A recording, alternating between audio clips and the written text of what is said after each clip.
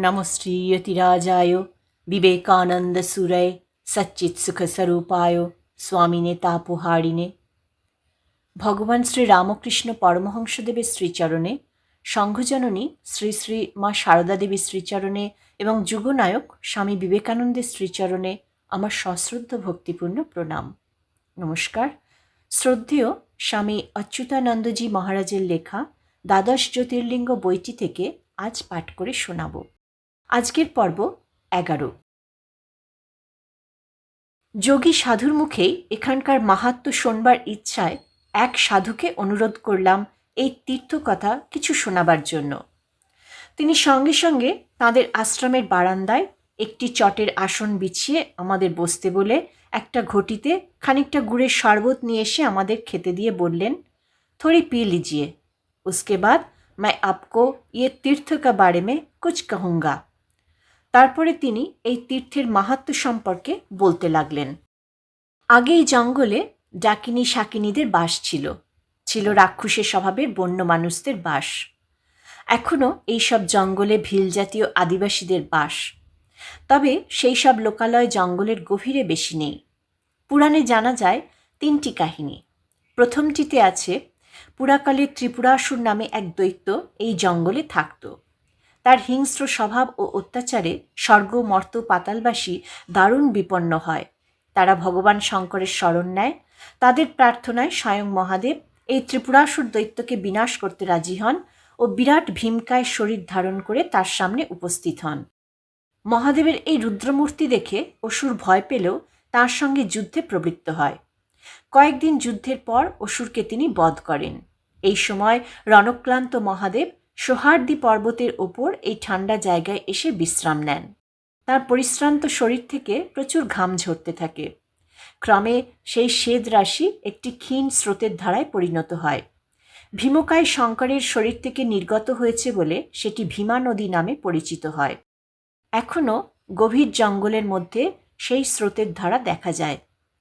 ভক্তগণ অসুর নিধনের পর আশুতোষ মহাদেবকে বলে, সন্ত সাধুদের রক্ষা করবার জন্য আপনি কৃপা করে এখানে অধিষ্ঠিত থাকুন।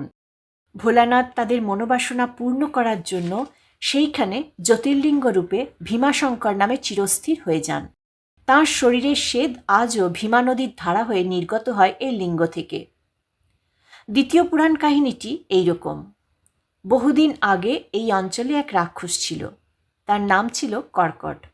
তার একমাত্র মেয়ে কর্কটির সঙ্গে বিয়ে হয়েছিল বিরাদ নামে এক রাক্ষসের। এই বিরাদ ত্রেতাযুগে শ্রী রামচন্দ্রের হাতে বধ হওয়ার পর কর্কটি তার বাবা মায়ের কাছে চলে আসে, কিন্তু সেখানেও বিপদ হয়। সুতীক্ষ্ণ মুনির অভিশাপে বাবা মা দুজনেই ভস্মীভূত হয়ে গেলে কর্কটি একাকী এই সহ্যাদ্রি পর্বতে এসে বাস করতে থাকে। এই সময় রাবণের ভাই কুম্ভকর্ণ এদিকে বেড়াতে এসে রাক্ষসী কর্কটিকে দেখে মুগ্ধ হয়ে তাকে বিয়ে করে এবং সেখানে কিছুদিন কাটিয়ে লঙ্কায় ফিরে যায়। ইতোমধ্যে গর্ভবতী হয়ে পড়ে কর্কটি। কিছুকাল পর তার এক পুত্র সন্তান হয়। পুত্রের নাম রাখা হয় ভীম।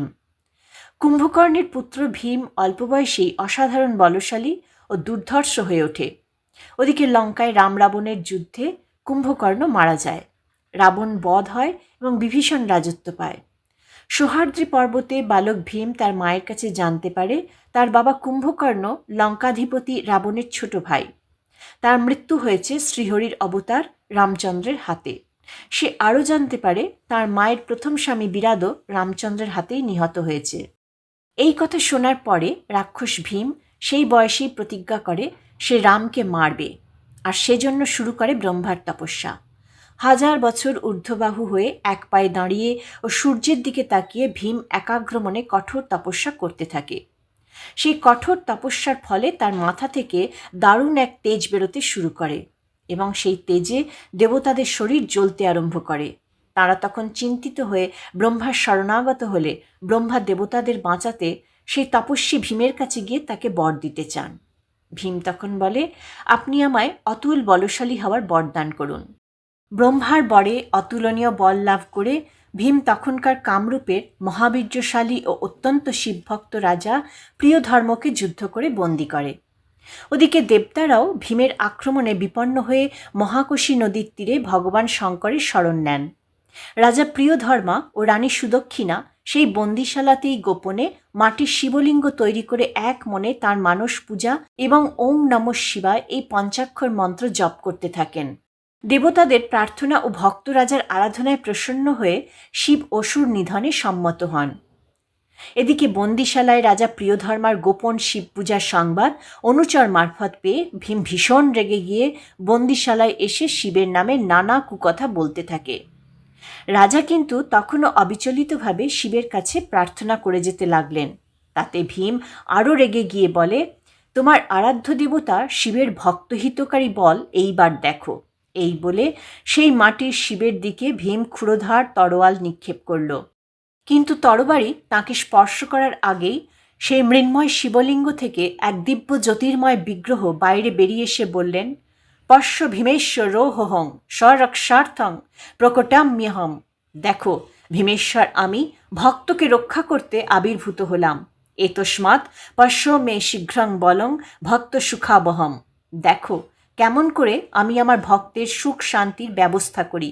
এই বলে মহাদেব তাঁর দিব্য ত্রিশূলাস্ত্রের সাহায্যে সেই তরবারিকে শতটুকরো করে দিলেন।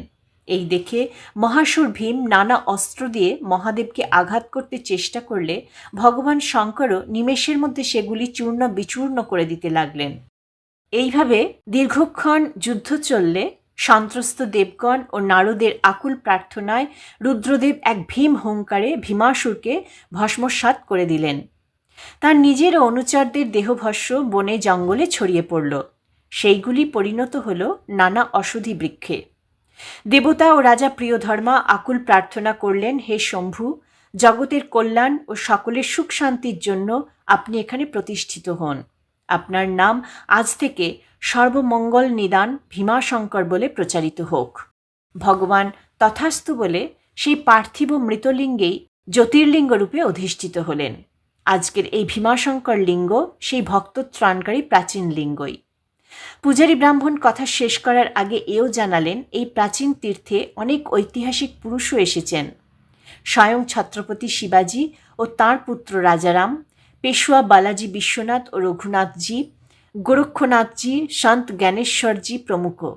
শিবাজির গুরু সন্ন্যাসী রামদাস স্বামী এখানে কিছুদিন তপস্যা করেছিলেন। অনেক প্রাচীন গ্রন্থে এই তীর্থভূমির কথা উল্লেখ আছে। এখানে মহাশিবরাত্রি, অঘর চতুর্দশী ও বৈকুণ্ঠ চতুর্দশীতে বহু ভক্তের সমাগম হয় ও মেলা বসে। এর আশপাশে আরও কিছু ছোটোখাটো কুণ্ড ও মন্দির আছে। প্রসঙ্গ শেষ করে পূজারী আমাদের মন্ত্রপাঠ করালেন। অনিত্যায় চ নিত্যায়, নিত্যানিত্যায় তে নমঃ, অচিন্তায় চ চিন্তায়, চিন্তা চিন্তায় তে নমঃ, ভক্তা নামার্তি নাশায়, প্রিয় নারায়ণায় চ, উমাপ্রিয়ায় সর্বায়, গণাধীশায় তে নমঃ, ভীমাশঙ্করায়, রুদ্ররূপায় মহাদেবায় নমো নমঃ। দেবাদিদেবের উদ্দেশ্যে প্রণাম করে সাধুজিকে কিছু দক্ষিণা দিয়ে আমরা ফেরার পথে গাড়িতে উঠলাম। বেলা তখন 11:30। আজ এই পর্যন্ত। আশা করি আজকের এই পাঠ আপনাদের সবার ভালো লেগে থাকবে। মায়ের কৃপায় আপনারা সবাই ভালো থাকবেন, সুস্থ থাকবেন, আনন্দে থাকবেন। ওম শান্তি শান্তি শান্তি। হরি ওম তৎসৎ। শ্রীরামকৃষ্ণ অর্পণমস্তু।